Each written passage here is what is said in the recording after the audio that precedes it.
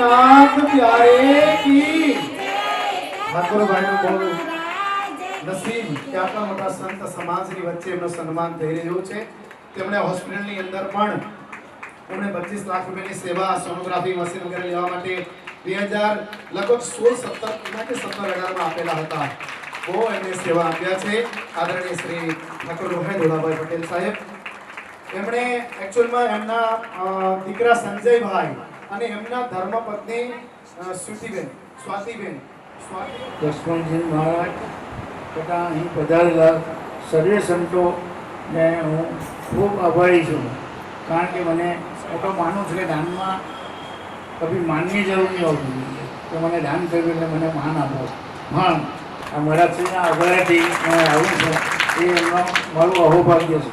બીજું કે સંતોએ તો પ્રવચન કર્યું, એ પ્રવચનનો પૂરેપૂરું ઉતારું છું પણ હું પોતે બોલી શકતો નથી, પણ અમુક વસ્તુ હું સૂચન કરી શકું છું। એક જ સૂચન તમને કહીશ, દાન માટે છે। એક મહેલમાં રાજાના રાણી રહેતા હતા, બાજુમાં એક ઝૂંપડીમાં 100 વર્ષના એક ડોશીમાં રહેતા હતા માજી। હવે એની સામે કોઈ મુરારી બાપુ જેવા કોઈ સંત પુરુષની કથા ચાલતી હતી, એટલે રાણીને થયું કે મારે બી સામે જ છે બહાર, તો મારે કથા સાંભળવા જવું જોઈએ। માજી બી એકલા હતા, એને કોઈ અટું જ નહીં આપે, તો એ બી એમ કે હું શું ઘરે કરવાની, હું બી કથા સાંભળીશ। બંને જણા રોજ સાંજે કથા સાંભળવા જાય। હવે ત્યાં કરી નિયમ હોય છે કે ફંડ ઉઘરાવવા માટે, સંસ્થા માટે, તો છેલ્લે આરતી ઉતરે તો જે આરતીમાં વધારે રૂપિયા બોલે એ આરતી ઉતારી શકે। હવે પહેલે દિવસે રાણીને થયું કે મારી મિલકતને હું શું કરવાની, હું તો આરતી 100% ઉતારી જ શકીશ, એના હાથમાં જ હતી અને એને પોતાને ખાતરી કે મારા સિવાય હવે કોઈ આરતી ઉતારી શકે એમ નથી, એમ કરીને છેલ્લે રોજ જતા ગયા।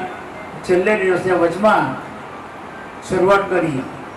એક આરતીના ધારો કે રાણી 5 રૂપિયા બોલે તો માજી માટે પૈસા છે જ નહીં, તો ફક્ત માજી પાસે 5 લાખ રૂપિયા હતા ને રાણી પાસે આખી જાહેરની મિલકતો હતી। તો દરરોજ જાય તો છેલ્લે દિવસે રાણી વિચાર કર્યો આજે તો મારે આરતી ઉતારવી જ છે, અને ખાતરી છે કે આજે આરતી હું વધારે પૈસા આપીને ઉતારીશ। એટલે શરૂઆત કરી રાણીએ 1 લાખ રૂપિયા ના 1 રૂપિયાની શરૂઆત કરી। પછી માજી તો બોલ્યા નહીં, પછી પાછી 50 રૂપિયા બોલ્યા, તો માજી 49 રૂપિયા બોલે, તો રાણી 50 બોલે। મારી બહુ કહેવામાં ભૂલ થઈ ગઈ છે, અને એમ કરતાં છેલ્લે માજી પાસે 4900 રૂપિયા રહ્યા। ત્યારે માજીને ગઈ કે મારી આરતી તો આ રાણી 5000 રૂપિયા આપીને ઉતારી જશે। એટલે માજીને કંઈક કુદરતી શક્તિ મળી એને કે આ મારા 5000 રૂપિયા મારે શું કામના।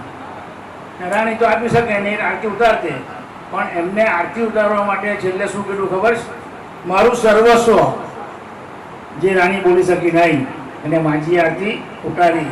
એટલે જ્યારે નાની વ્યક્તિ દાન આપ્યું હોય તેની કોમ્પિટિશન કોઈ જ કરવી નહીં, એનો એક ઉપયોગી માન છે દાનનો તો। એટલે હું ફક્ત કર્મમાં માનું છું, કર્મ એ જ ધર્મ, એ મારો સિદ્ધાંત છે પહેલેથી।